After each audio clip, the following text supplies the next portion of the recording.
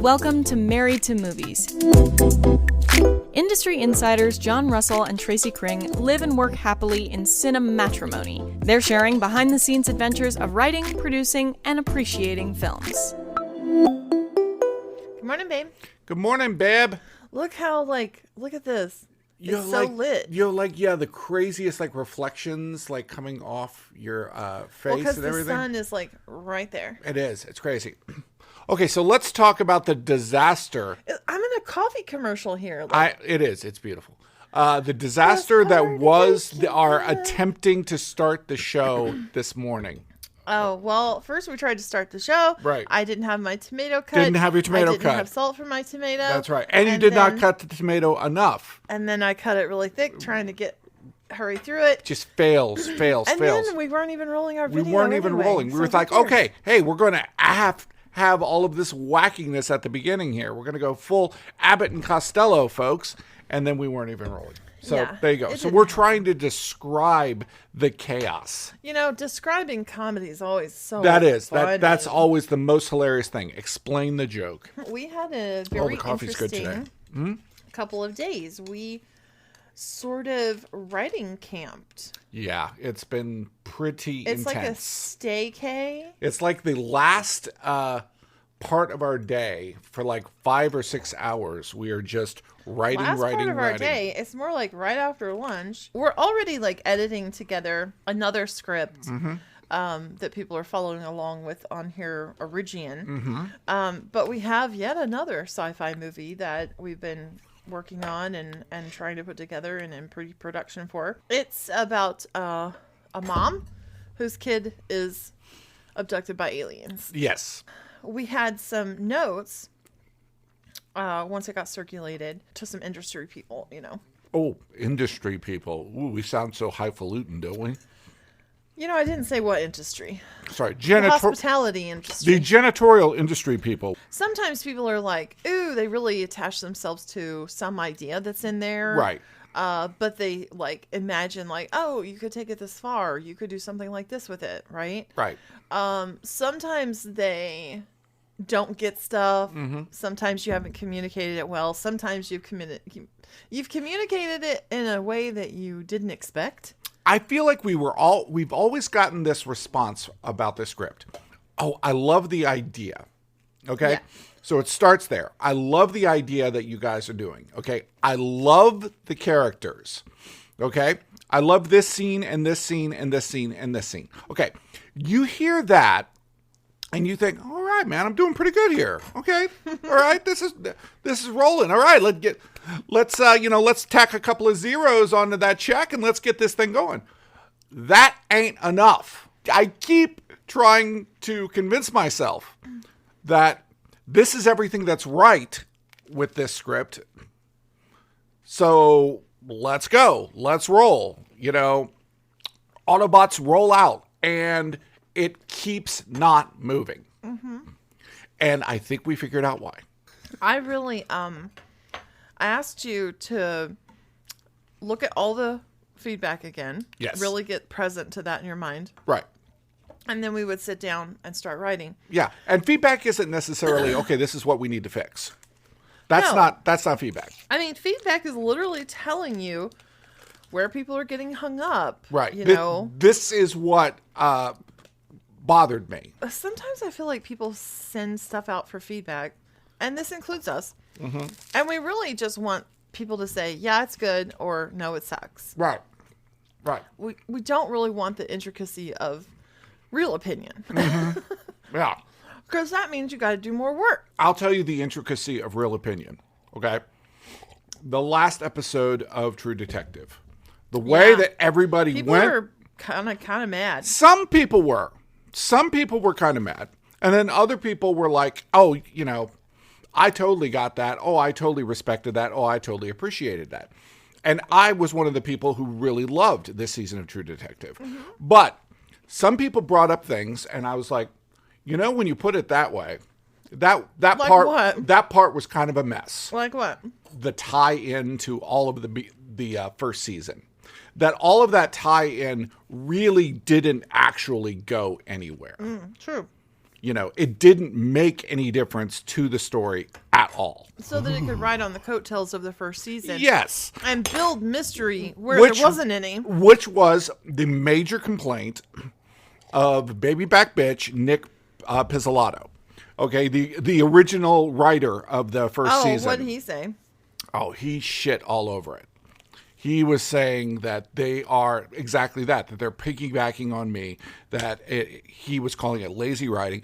He was being really, really unkind and stupid and ridiculous. And you can't do that to somebody else's creation, you know, to just say, well, this is the way I would have done it. And they shouldn't have done it this way. I mean, that's not what it's about. Don't be critical. Just have a better idea. I 100% agree. And Isa Lopez, who was the director, she had a vision, and I feel like she executed that vision. And if you don't like that vision, have another vision. You know, you have a vision, whatever. I'm going to say me, but I'm going to say maybe we were in a little bit of delusion on things that were not wrong with it. I think it was Mark Duplass who confirmed me. Mm-hmm. You've probably heard me say on here before, puke it out. Right. Of course. That's a classic writer thing. Yeah. Just get it out. Yeah. Well, I think I came up with it, but no, I didn't. A lot of things were there, but a lot of things were not. And sometimes when I'm writing... Like puked up spaghetti. Yeah, sometimes when I'm writing, I think what we had done with, like, adding stuff or changing things... Right. We hadn't gone through and done really a full rewrite to rewrite something. That's right. We had added and altered. We were grafting limbs onto a corpse. Yeah. And one of the notes we got back was like, it's like 10 different writers wrote this. Mm-hmm. And they did, because it was us writing at different times. 10 different times. Yeah. The first thing we did, though, was just block out a period of time and sit down. Mm-hmm. Right. Okay. This is the time that we're doing it in. Mm-hmm. And I felt like you were kind of starting with a lot of, like, defense of yourself. Whoa! Come on, man! We're gonna start with that. We're gonna say, I was already not in the mindset to write this. No. I think we just had to get clear. We had to get clean. Well, hold on. Well, that's what I suggested, but, like... Yes, but you suggested it in a way that was kind of like, you know, an accusation. Like I got a ticket in going 45 in a 41 zone. What was going on was because you had read all the feedback, you were just kind of coming out with like, well, they don't like this and they don't like that, and who are they? And right. You know, do they get it? You know, maybe they just don't get it, and like everything else, but it's mine to fix. Right. So I was like, well, first, let's just get all that out. Let's release all of the negativity that we feel about like the feedback. Right. What's holding us back right now? Now. Right. What do we have to let go of to be here, to really be present? Right. And I was like, well, I don't want to be doing this. You know, I'm sleepy. It was like 3 p.m. after lunch. It was all that. Yeah. I was like, I'm sleepy. I'm cold. I don't want to be here. I don't want to do this. All of this. Yeah. There's all of this stuff that, you know, you have to get out in some way. Mm-hmm. Yeah. Just get off it. Okay. Whatever it is, get off it. Get it out. Get it expressed. Say it. Right. I have to give this up to be here. Mm-hmm. Then... all of that crap that's usually in the background, that's the noise going on in the background of your every thought, like that loop. It's really interesting. It's gone. It's really interesting that you said that, because there's an old-fashioned old church terminology, which was like, you got to give it up to God. You got to give it up to God. Give it up to God. Yeah. Give it up to God. You know, it's like whatever it is, all that sin, all that pain, all that worry, all that whatever, you got to give it up to God. Mm-hmm. Here's what's interesting about what you just said. Mm-hmm. You don't have to give it up to God. You're adding too many words there. You just have to give it up. Mm-hmm. Who you give it up to does not matter. You just give it up to the air. You give it up to the table. Give it up to this flying spaghetti monster. It doesn't matter. But the whole point is the giving up. We start talking through what are the things that are going to have to happen to satiate so that this feedback never happened. Okay? Right. How will we create something now that will not generate that feedback? The things that keep on coming up. Okay? It's not the characters. The characters are beloved. It's not the situation. The situation sometimes is they interesting. were like, why does this character even exist? They don't seem to go anywhere. But I said to you last night, it felt like when we read it back, there were like good ideas and good scenes that were threaded together with kind of empty train cars. It was just like, oh, this one's full of awesomeness. And then I guess I got to go through this empty train car to get to this other, really cool scene. There was a problem with flow, certainly. Mm-hmm. We're just like, throw out every idea, every bad idea. Yeah. Everything. Yeah. So we worked probably 2 hours. We were throwing out ideas. What if this happened? What if this? What if this? What if this? What if that? I don't know. Sometimes I just kind of go into research mode. Mm-hmm. Like I'll hit like a tipping point and I just kind of need more information. I feel like I need education. I feel like one of the doors to better storytelling is specificity. Specificity.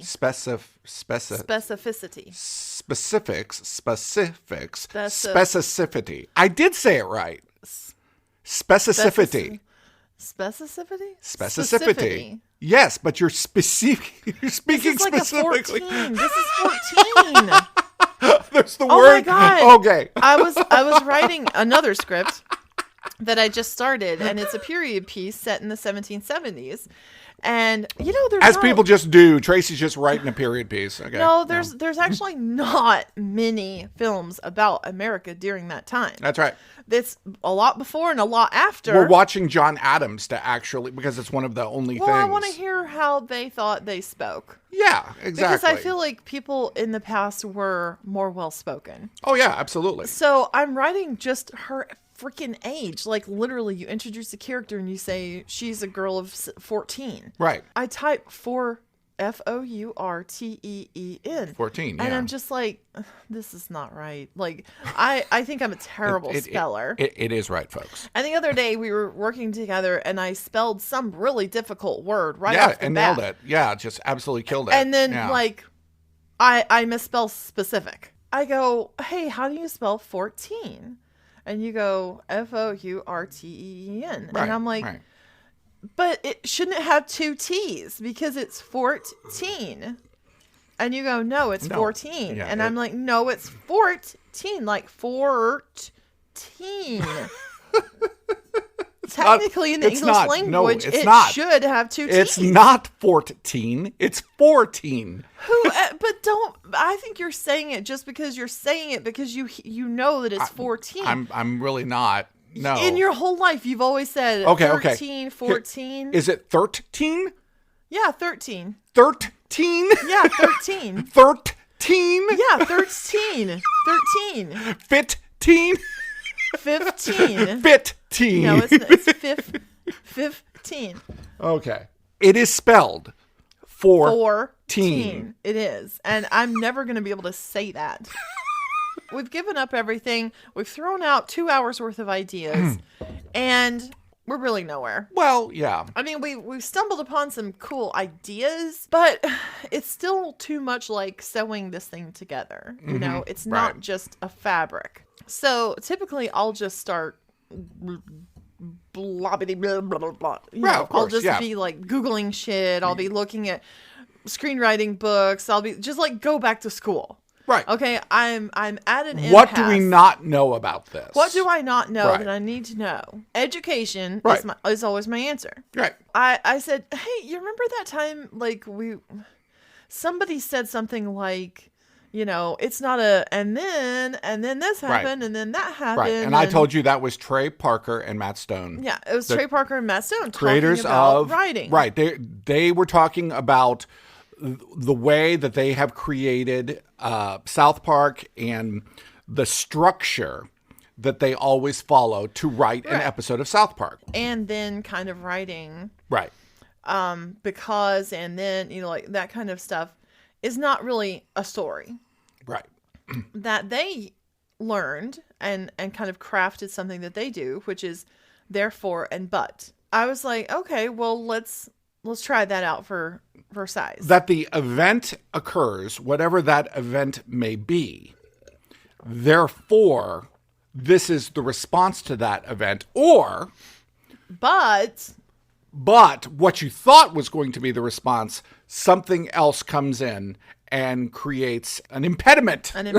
So we went through like the first 5 pages of Right. our plot, and it was like, therefore, It was doing great. It was doing great. And then we hit a scene, and it was just like, and. Everybody, one of the first things that people said when they read the script was, love those first 5 pages. Okay, and Yes. and people were like, those first 5 pages attracted me to a movie that I didn't get to see. I didn't get to see the movie that you had written in the first 5 pages. Yeah. So I was like, well, why is everybody like so freaked out and so tense reading this first 5 pages? Right. And then I read the first 5 pages and I don't know, maybe because it's like you wrote words like panic. Yeah. Yes. Frightened. Desperate. Like, nervous. Right. Tense. Right. Maybe you wrote the tension into You that told scene. the reader. You told the them audience how to feel. And then you're like going, Oh, yeah, but why are they feeling yeah, that but not way? really. Now they're going to be like la la la la la la la la after that. Right. And No. it just they're feels really weird. freaked out for really no reason. Yeah. There wasn't any real reason to be freaked out. And we never know the reason why she felt panic at that moment. It's just So I'm like, okay, just let it go. Well, guess what? Like, Yeah, no.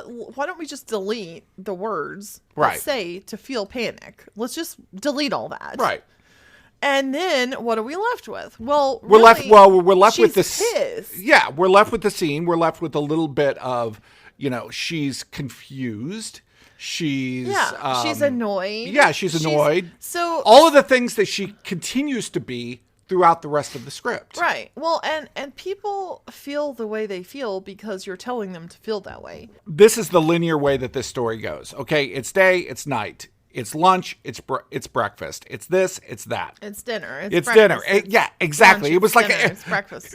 It was a series of goddamn meals at a table. I was like, why are they eating Why so are they damn eating much? so much? I don't even. They're going to be 300 pounds by the end of this film. No, things that I really hate having to shoot are people eating and people driving. Like, I hate shooting that. And it was all that. Yeah. It was. What I noticed was imagery or connection started to get made in the script that I wasn't expecting. That's true.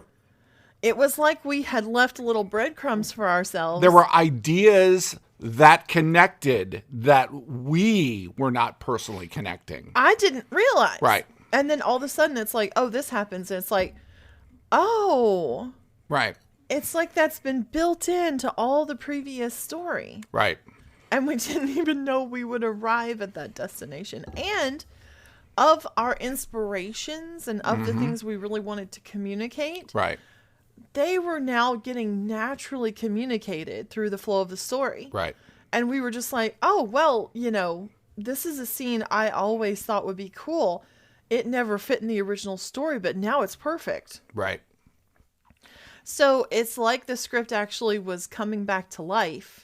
Was Yes. resuscitated. We had an idea for a time pass that was so odd and subtle and weird that it didn't come off as that a time pass. nobody understood what the hell it was. So Yeah. we were like, okay, but I'm like stuck on this. I really want this time pass. I want this time jump. One of the things as a woman that really shows time passage is your roots growing out. Yes. And Or your beard, folks. maybe you have something physical, Same a physical thing. note. Same thing. Yeah. I was like, okay, well, why isn't she dyeing her hair? Right. Her roots have grown out to the point now Right. that it's really ugly. Right. And you just want to dye it and never think about it again. Right. So immediately we know time has passed. Her hair is different. Right. She's dyeing it. She's sunken in. She's thinner. Right. And I don't think we're going to get that note as a question to now she's in a motel room. Right. There's shit everywhere on the walls. Right. Right. It looks like she's totally gone off her rocker. Right. Exactly.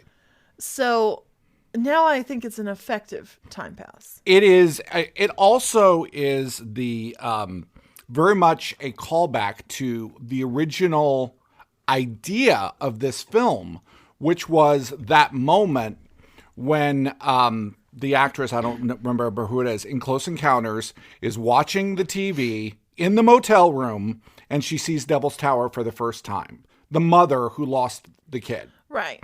Okay. And it makes she has paintings on the wall. Right. And it's their time has passed too. Yes, exactly. But that's that whole movie that Steven Spielberg never made either. Yeah. Yeah. and maybe that's something he really likes, is those kinds of time jumps where we skip tons of story. We don't tell the story. Mm-hmm. We kind of tell the beginning of the story and the end of the story, and we skip the middle. And that might be a good formula. No, I mean, you can't go wrong with Spielberg, folks. I mean, say what you want. He's one of the greatest filmmakers in history. During our discussion of like what's missing, you said, well, you remember like in Signs and in Close Encounters, how weird things are happening in the world. Right. Like in Signs, it's like sounds and crop circles and the dog freaking out. And, right. There's like a buildup in a world that's not quite right. Right. In Close Encounters, it's like this ship that ends up in the desert and like all these things that are being uncovered and happening. And we were just like, yeah, we have no world set up. Nothing weird's going on. Right. And so like, as we're going through and it's like, but therefore, it's like, oh, we can throw something weird in here. Yes, and let's keep throwing weird things in. Let's take advantage of where this is actually set. Right. Like our location for filming. But it's also, you're taking it as weird because of the events that have happened to you. Mm-hmm. Okay? You're seeing signs in the sky. You're seeing signs in the sky because you're looking for signs in the sky. Right. Okay, are there really signs in the sky? Are we assigning meaning? Does this mean something, or are we saying it means something? And what does it mean that we're saying it means something? Which is the metaphor for religion and spirituality and a path of growth in our lives. And also the inspiration for the film, which yes. was Richard Dreyfuss building the Devil's Tower and saying it means something. Right. But we're kind of saying, but what does it mean that we think it means something? Right. We knew where we were going, which was this couple was going to have a fight. It always like emulates life though. Of course. So we found this, we came across this tiny little thing that we were disagreeing over, and we turned it into this much bigger deal than it needed to be. Right. But afterwards, once it was resolved, I was like, I'm actually really glad we just went through that, because now we're in the headspace to write this couple's fight. Now we can fight. Okay. And then later, we were just sitting here having a snack, like tuna salad on crackers. And you start going into, as you will, some story from the Bible about this angel and this pool of water, and then this paralyzed guy, and Jesus heals him, and you just like went into this whole story. Yeah. And I was just like trying to make it mean something, like for us as the screenwriters, like what's the point of this? Why is he telling me this? And at the end, you just said, no good deed goes unpunished, and I was just like, well, that's in the movie now. Because I thought you were being helpful to help me to know what to do next in the screenplay. And I think the character would feel the same way. Like, she's trying to get her daughter back from aliens, and you're telling me this story, and it doesn't go anywhere. Exactly. You don't rise to the occasion. Yes. That was Mark Duplass again. So Duplass is saying, you don't actually rise to the occasion. You fall to the level of your training. Right. And this is a quote he heard somebody say. Right. So I'm quoting a quote that was quoted from somewhere else that was probably quoted from someone else. But that we don't rise to the occasion. We fall to the level of our training. And I think that is extremely interesting, because if you fall too far, there's no point in even going back up. Well, and if you have no training. Right, exactly. The fact that if you have no training, you're going to fall so far that you're either going to give up or hurt yourself or die. Make a big old mess. Right. But Duplass's point was, I read screenwriting books. Right. I read, how to be a screenwriter. Right. Even some guy at his level who's an amazing screenwriter, he says, I hand it out to friends, and I want to get their ideas so that I can make it better. Right. So... And anybody worth their salt understands that. I mean, Meryl Streep still has an acting coach. Okay, if that doesn't tell you anything. Yeah, I mean, I probably have, I have a lot of digital copies, and I probably have 50 screenwriting books, and I'm always collecting quotes and shit. Mm-hmm. Like, I always have, like, on my notepad, I have a list of, like, cool stuff I can learn, or cool stuff I can do, or whatever it is, and I'm always adding to that. Because I need something to fall back on in those moments. Well, what have we been talking about here? We've been talking about Mark Duplass, and we've been talking about Trey Parker and Matt Stone. Trey Parker and Matt Stone and Jesus Christ. And, and it's all this. And right, exactly. I can always fall back to Vonnegut. It's all the same. It's all knowledge. It's all wisdom. We're going to be editing part 8 of Origian. Okay. And, yeah, let's do it. Great setup. She's a poet. Interior ride kitchen day. Grace and Jeff are sitting at the kitchen table. They're making sandwiches with the leftover charcuterie tray. Jeff, $10 million. Grace laughs. Grace, crazy. Did you tell Bettina that part? I said we wouldn't have to move. Just the Cliff's Notes. No mention of rabbits or children's literature. Got it. What'd you think of him? He's just a guy. More normal, like, smaller than I expected. Smart, but I don't know. Sad? I kind of like that about him. We're all in the same boat, His boat is definitely better than ours. I was happy with our normal old boat. I hate this move. Interior, Emmeline's room, night. Bettina and Emmeline are drying off with towels around them, sitting on the bed. Emmeline, can you braid my hair? Bettina, oh my God, really? I've always wanted to braid your hair. I need to brush it first. Is that okay? Emmeline nods. Bettina gets the brush and starts brushing her sister's hair. Interior, Jeff and Grace's bedroom, night. Grace is in bed and Jeff is getting ready for bed. Grace, so here's what I've come up with. Shoot. We're screwed. Good start. Whatever we decide, we're horrible parents. If we say absolutely not, this is crazy, which, by the way, it is, we're being selfish and controlling, possibly denying our daughter one of the greatest opportunities ever bestowed on a human being. Not to mention the whole world-ending thing. That too. And if we say yes, then we sold our daughter to a trillionaire for some house stilts. Gotta stop you there. Who cares what other people think? My problem is I want to ask Emmeline what she wants to do, but I can't be sure that she fully understands what all this means. So how do we even decide? I'm more scared she'd go because she doesn't care. Like, we're connected to her, but what if she's not connected to us? She loves her family. We get glimpses of that all the time. It's a no. It has to be a no, right? Like, whichever way we go, we can't say yes. Can we? I don't know. We finally hit 1,000 followers on TikTok. That's something I really was pursuing. You have been pushing hard for this, and I'm not exactly sure why, but I like it. Well, I mean, I want to be able to get to a larger audience. Yes. Like, if double the amount of people were listening as we're listening this time last year. There you go. That's cool. That's growth. That's growth. I mean, I don't have to take over the world. Well, yes. I think you would do a great job, though, babe. No. You better than Putin. I think that should be a bumper sticker. Farting? How are you doing today? Better than Putin. Is it Putin or Pootin? Putin. Better than Putin. Exactly. What was your golf score? Better than Putin.